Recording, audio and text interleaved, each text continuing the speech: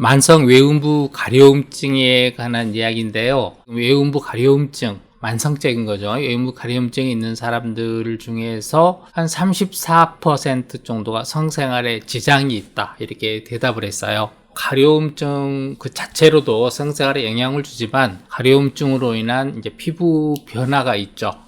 피부 변화가 꽤 세게 올 경우는 창피하라 하죠. 그래서 오르가즘에 있어서 만성 외음부 가려움증이 좀 중요하다, 이런 판단이 듭니다. 만성 외음부 가려움증의 원인을 보면은요, 첫째는 경화태선이 있고요. 제일 많습니다. 건선 케이스도 있었고요. 아토피 케이스도 있었습니다. 그리고 원인이 이제 발견이 못한 케이스들이 좀 있었습니다.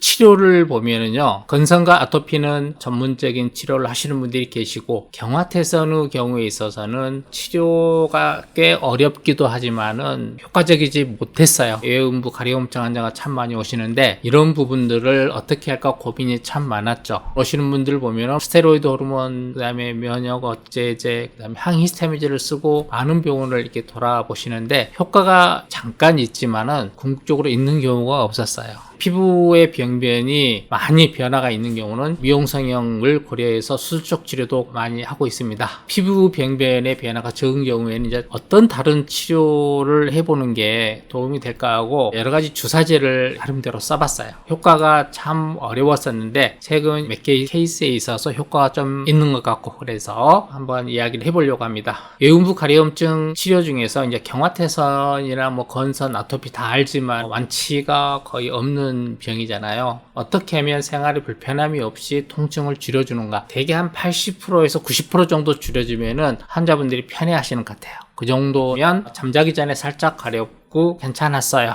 그리고 숙면에 그렇게 큰 영향을 주지 않았어야 할 정도가 80%에서 90%가 아닌가 생각이 됩니다. 그래서 저도 이제 그 정도 치료를 목적에 두고 여러 가지 시도들을 해보았습니다.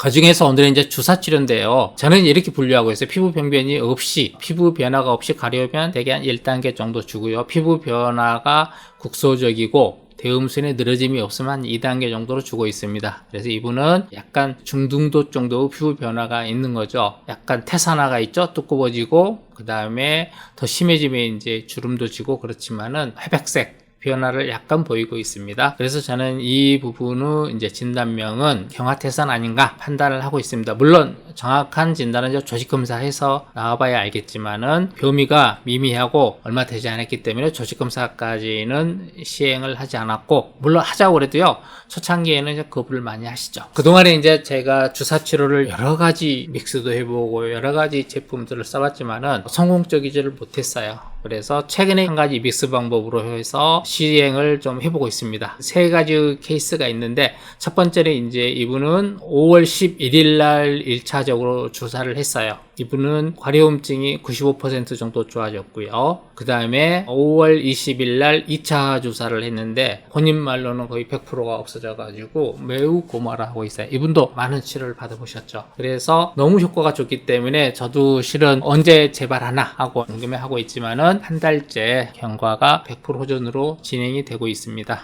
20대 중반의 경화태선의 초기입니다. 피부 병변이 그렇게 심하지 않다, 그런 분이신데 기간도 한 달 반 정도 되셨다고 이야기한 것 같아요. 5월 28일 날 처음으로 1차 주사를 했습니다. 주사 치료 후 2일 뒤에 80% 호전되었고 매우 좋아했는데 이후 조금 증가를 했어요. 그러다가 다시 조금 더 호전됐다는 이야기를 들어서 지금 관찰 중에 있습니다.